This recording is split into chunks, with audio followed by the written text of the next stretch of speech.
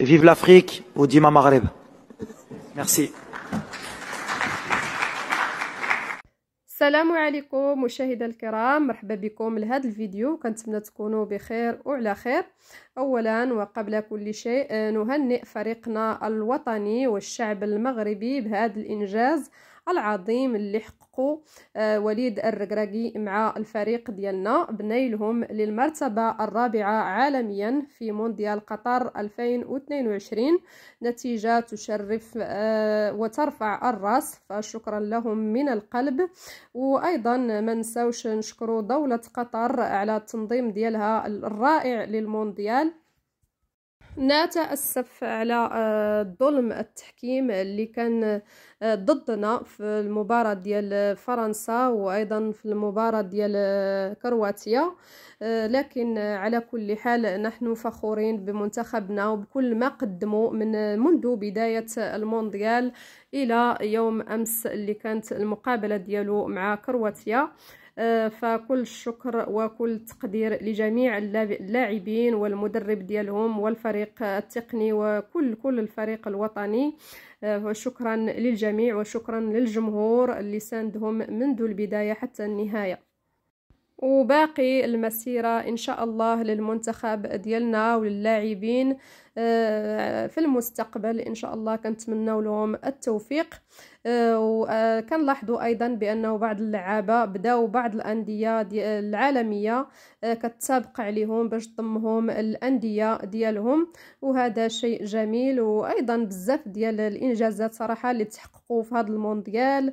إن شاء الله غادي تزدهر بها السياحة، وإن شاء الله غادي والعالم تعرف على المغرب. وصحف عالمية هضروا على منتخب ديالنا وقالوا بأنه فريق قوي، ولو أنه تعرض للظلم في المباراة ديال فرنسا وأيضا المباراة ديال البارح. معلقين قالوا بأنه كاينين يعني ضربات الجزاء اللي ما علنوش عليهم الحكام وغير ذلك. المهم اكتسبنا حب الجميع، وأيضا اللعابة إن شاء الله غيكون عندهم مستقبل زاهر إن شاء الله.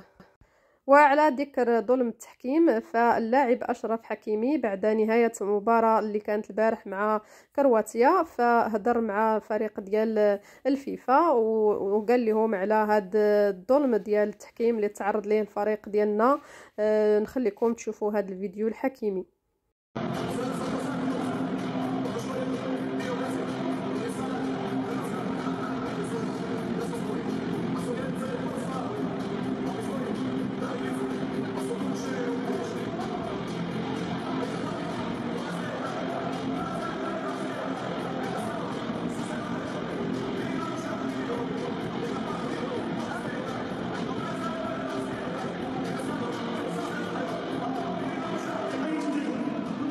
ايضا حكيمي وجه كلام لرئيس الفيفا على حساب هذا الظلم اللي تعرضوا ليه في المباريات بجوج.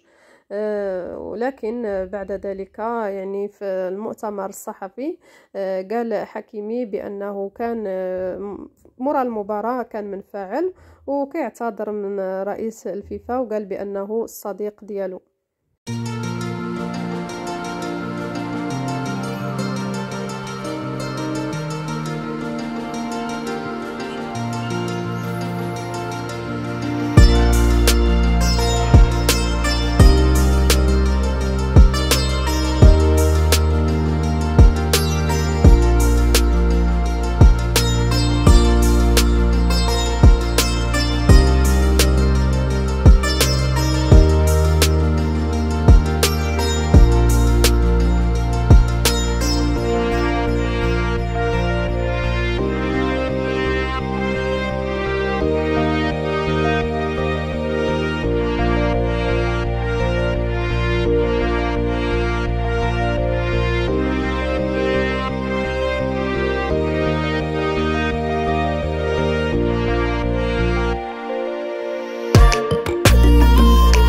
وفي هذا الفيديو شفتوا الحكيمي واللعابه ديال المنتخب فاش احتجوا على الحكم ديال المباراه اللي كانت بينهم وبين كرواتيا. لكن خوتي يعني الوليد الركراكي في لقاء صحفي قال بانه يعني اللعابة عياو ونال منهم الإرهاق البدني والإصابات يعني. واعتذر من الجمهور المغربي والعربي والإفريقي، وقال موعدنا إن شاء الله في كأس إفريقيا، ومن بعد إن شاء الله الكأس العالم المقبل بإذن الله.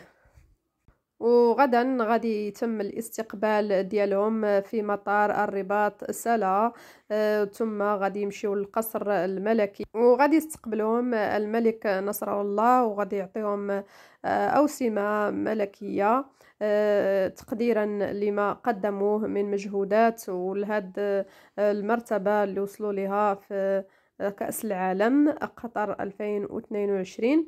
والملك نصر الله كان البارح وجه لهم رسالة تهنئة، وقال لهم بأنهم شرفونا بهذا الفوز وبهذه النتيجة اللي حققوا لها الرابعة عالميا. هذا كل ما يخص المنتخب الوطني. مشاهدي الكرام، شكرا لكم على المتابعة. قبل ما نختم الفيديو غادي نخليكم مع هذا الفيديو اللي تداولوه رواد مواقع التواصل الاجتماعي على الفنانة نورة فتحي الممثلة بوليود. نخليكم تشوفوا هدات رئيس الفيفا واحد الكادو فيه معاني كثيرة. نخليكم تشوفوا الفيديو ودمتم بخير. إلى اللقاء. Oh, I love it. Yeah, you love it. I know. I love it. So if he doesn't like it, I will be so sad for him. Wow! Wow, it's so beautiful. That's beautiful. Look at that. Oh, I'm so glad I you told liked him it. he will. I told him he would love it. Yeah, it's cute, right? It's I got told him he would little ask his whistle. people why you don't come with ideas like this. It's so cool. It's for the next World Cup. Super. This is supposed to be a symbol behind what Morocco's done this year in the World Cup, and you've given us a platform and also given me a platform to join you guys. You it's are just fantastic. been an amazing experience. So this is a thank you gesture. So And then nice. you will remember us every time you see the shoe. Wow! Look at this. Yeah. It's amazing, huh? It's beautiful. Look at that. Amazing. I'm so glad. I really am so Great. glad you liked it.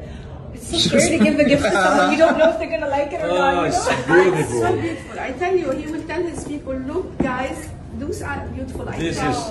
This is what I love. This will go in my office. Yeah.